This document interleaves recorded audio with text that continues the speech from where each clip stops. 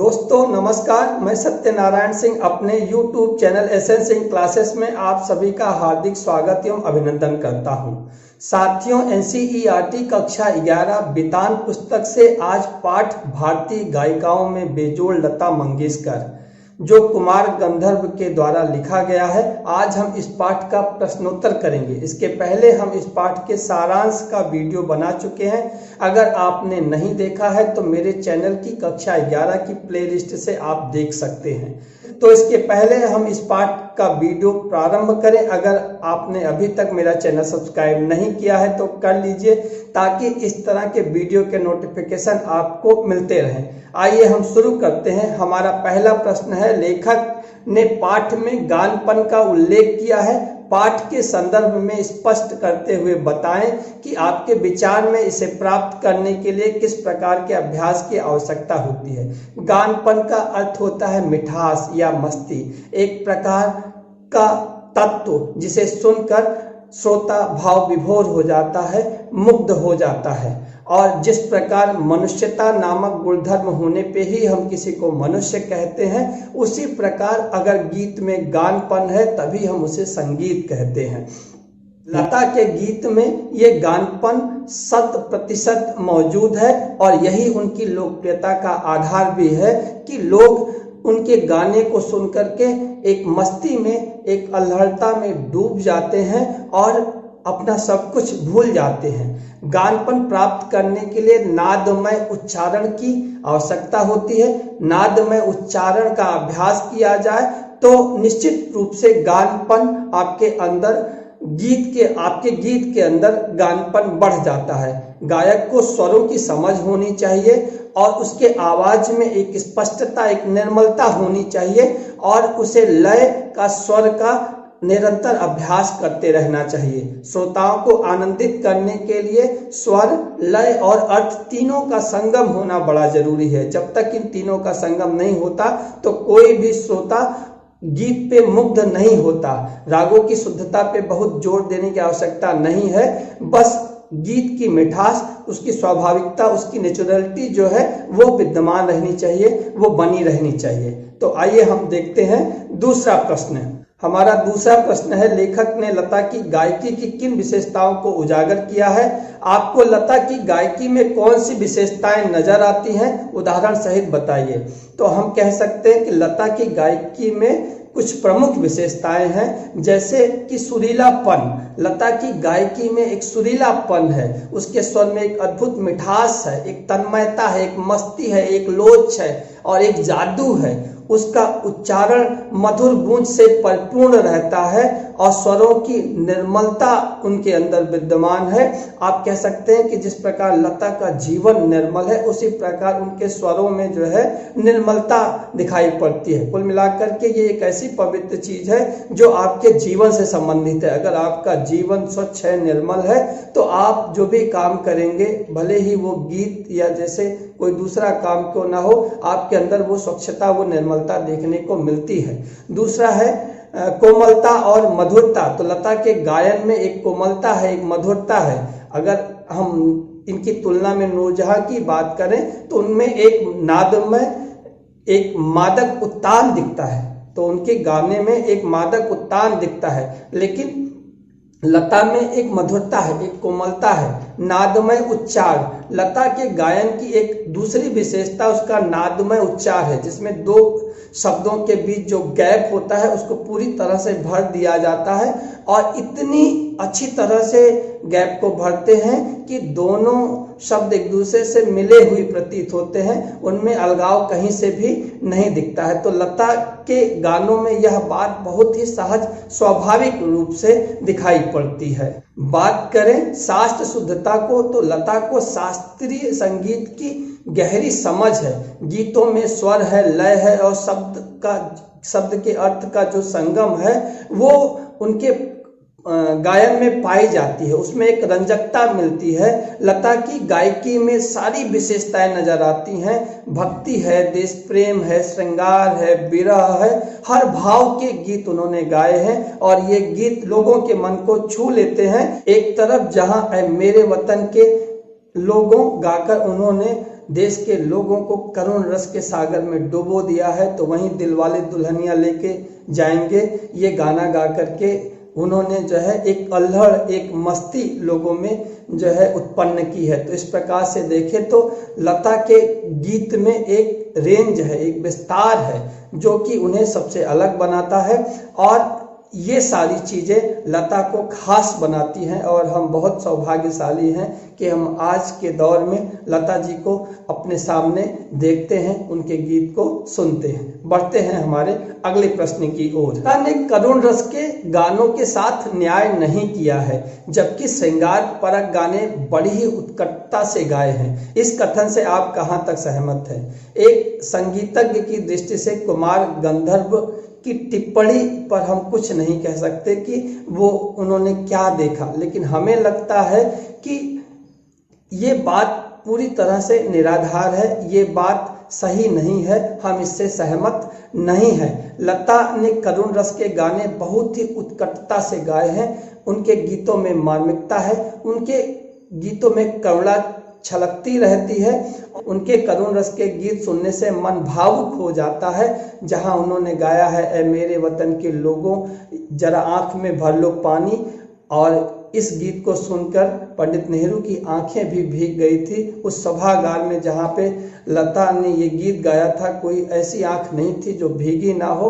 और हमें याद आता है रुदाली का वह गीत, दिल हूं करे घबराए, और इसके बाद हमें याद आता है ओ बाबुल प्यारे। तो हम कह नहीं सकते कि लता ने इतने सुंदर गीत जो है विरह के गाए हैं, करुण रस के गाए हैं। ये अलग बात है कि श्रृंगार के गीत भी उन्होंने उतनी ही उत्कटता से गाए हैं। तो कुमार गंधर्व साहब की ये निजी राय है, हम इससे बिल्कुल भी सहमत नहीं हैं। हमें लगता है कि लता जैसी गायिका न पहले कभी हुई है, न कभी आगे होगी। आइए हम बढ़ते हैं हमारे अगले प्रश्न की ओर। संगीत का क्षेत्र ही विस्तीर्ण है, वहां अब तक अलक्षित, असंशोधित और अदृष्टपूर्व ऐसा खूब बड़ा प्राप्त है, तथापि बड़े जोश से इसकी खोज और उपयोग चित्रपट के लोग करते चले आ रहे हैं। इस कथन को वर्तमान फिल्म संगीत के संदर्भ में स्पष्ट कीजिए। यह सही है कि संगीत का क्षेत्र बहुत ही विशाल है, बहुत ही बड़ा है, और उसमें बहुत ढेर सारी संभावनाएं हैं, और रोज नई नई खोजें हो रही हैं, नए नए आविष्कार हो रहे हैं। एक ऐसा क्षेत्र है संगीत का जहाँ पे रोज नए स्वर आ रहे हैं, नए यंत्र आ रहे हैं, नई तालों का प्रयोग किया जा रहा है। और चित्रपट संगीत आम व्यक्ति का संगीत है, आम जनमानस का संगीत है। इसने लोगों को सुर, लय, ताल और भावों की समझ प्रदान की है।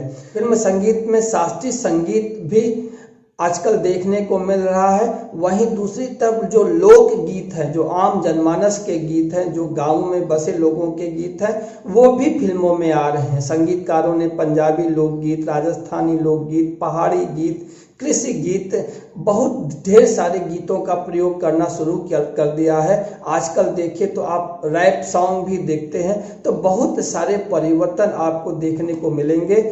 इसमें पाश्चात्य संगीत भी है तो लोक संगीत भी है। कभी बहुत तेज संगीत है तो मंद संगीत है जो लोगों को मदहोश कर देता है। इस तरह फिल्म संगीत में निरंतर नए नए प्रयोग हो रहे हैं और ये नए नए रूपों में लोगों के सामने आ रहा है।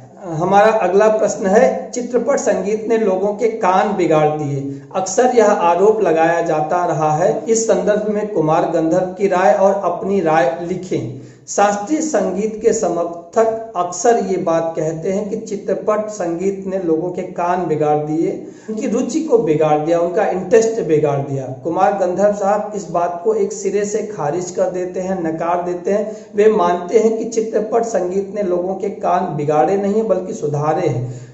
आम लोगों में संगीत के प्रति, गीत के प्रति उन्होंने रुचि उत्पन्न की है और लोगों को सुरीलीपन की समझ हो रही है, सुर, लय, ताल की समझ हो रही है। और ये सिर्फ और सिर्फ जो है फिल्म संगीत के ही कारण है। लोगों की उसकी जो बारीकियां हैं, उसकी जो सूक्ष्मता है वो समझ में आ रही है। इसने आम लोगों के मन में एक गहरी समझ बनानी शुरू कर दी है संगीत के प्रति। शास्त्रीय संगीत को देखने और उसे समझने की जो रीति है उसमें एक परिवर्तन लाया है और इसका श्रेय लता जी को जाता है।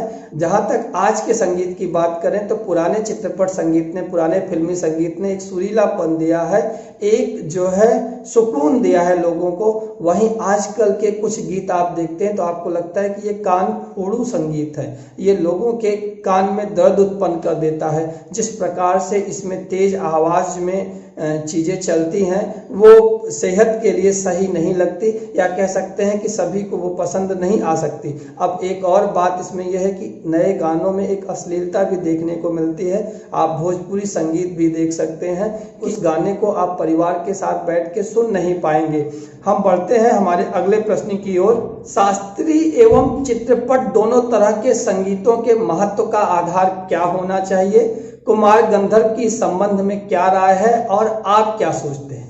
कुमार गंधर्व जी का स्पष्ट मत है कि चाहे शास्त्रीय संगीत हो या चित्रपट संगीत, वही संगीत महत्वपूर्ण माना जाएगा जिसमें रसिकों और श्रोताओं को अधिक आनंदित कर सकने की क्षमता होगी। अगर संगीत में श्रोताओं को आकर्षित करने की, उनका मनोरंजन करने की क्षमता नहीं है तो फिर हम कह नहीं सकते कि वो कोई संगीत है जिसे आप लंबे समय तक सुनेंगे, या कोई गीत है जिसे आप अच्छा कहेंगे। और इस गुण को कहा जाता है रंजकता, जो लोगों को मुग्ध कर दे, जो लोगों को उनके तनाव से बाहर ले आए, जो लोगों का मनोरंजन करे।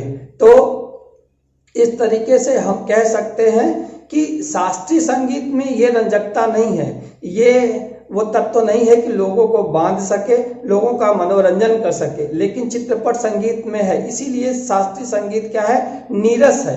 अगर किसी भी गीत में लोगों को आकर्षित करने की क्षमता नहीं होगी, उनका मनोरंजन करने की क्षमता नहीं होगी, तो वो जो है अनाकर्षक होगा, वो आकर्षक नहीं होगा, वो नीरस होगा, उसमें कुछ न कुछ कमी सी लगेगी। गाने में गानपन का होना आवश्यक है, गाने की सारी मिठास, सारी ताकत, उसकी रंजकता उसको लोगों को अपनी तरफ आकर्षित कर सकने की क्षमता पर निर्भर करती है। आपको पता है कि सुर के साथ लय और अर्थ का संगम होना बड़ा जरूरी है।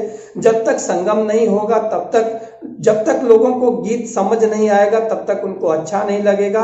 और उसे किस तरह से जो है लोगों के समक्ष प्रस्तुत किया जाए, कैसे लोगों के साथ गीत के माध्यम से संवाद साधा जाए, ये बड़ा जरूरी है। खासतौर से श्रोताओं के साथ, जो श्रोता उस गीत को सुन रहे हैं, वो श्रोता गीत के साथ अपने आप को किस तरह से जोड़ पाते हैं, ये बहुत जरूरी है।